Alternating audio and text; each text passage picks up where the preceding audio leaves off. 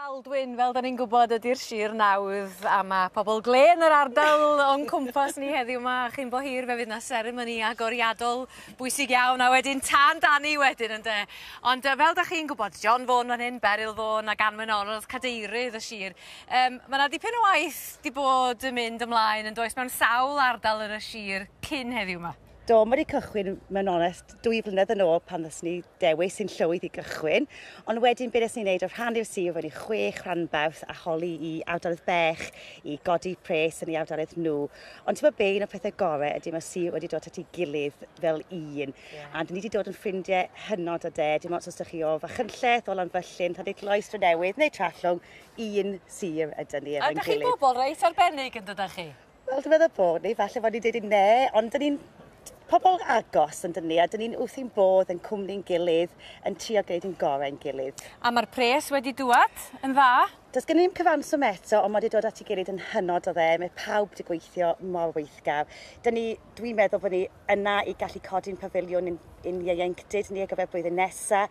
Felly eleni, dyn ni wedi gofyn yn y stondin sydd gen i eleni, os wneud pobl feddwl am enw i'r adeilad newydd, i'r ieuenctid fyddwn ni wrth i'n boddau. So dyn ni yna bron. Da ni'n edrych ar bafiliwn Maldwyn tu cefn i ni fan hyn, ynde? Mae honno yma ers y tro dwytha i chi fod yn noddi fel sir nawdd. Mae'n bwysig i chi bod chi'n rhoi rhywbeth yn ôl ac yn rhoi rhywbeth nôl i'r aelodau, yn dydi? Wel, mae hynny mor bwysig, a'n union mae Anwen wedi crybwyll. Mae'n dde iawn bod y sir wedi penderfynu rhoi arian at godi pafiliwn i'r aelodau ifanc o'r sioe. Achos mewn ffordd yn nhw fydd yn dyfodol ni. Ac os ydym ni'n mynd i roed o'n gorau ac edrych ar ei hôl nhw, mwyn cael sioe lwyddiannus i'r dyfodol, mae hi'n edrych yn o ddian o'n ni, a felly mae'n bwysig iawn.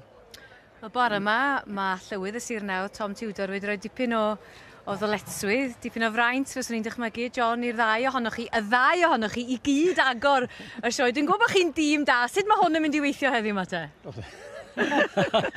Yn arferol, mae Beryl yn cael y gair cyntaf yn y tro yma. Dwi sy'n wedi cael y gair cyntaf. A fi'n cael y gair ola. Di rhaid bethau ddim yn newid adyn nhw. Ond da chi'n perthyn ni, Tom, wrth gwrs, da chi'n deulu, ydych chi? Da ni'n ffrindio o'r mwyaf.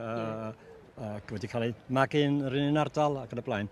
Ond da ni wedi gwneud llawer fe'n gilydd erioed. A da chi wedi gwisgo sawl het rhan o'r gymdeithas yma dros y blynyddoedd yn do wedi gwneud gwaith amrysiadwy dros y blynyddoedd. John, felly, be di arwydd o cad hwn heddiw mae chi'ch bod chi'n cael agor y sioe yn swyddogol? Wel, fel chi'n dweud, mae'n bod yn anrhydedd o'r mwyaf.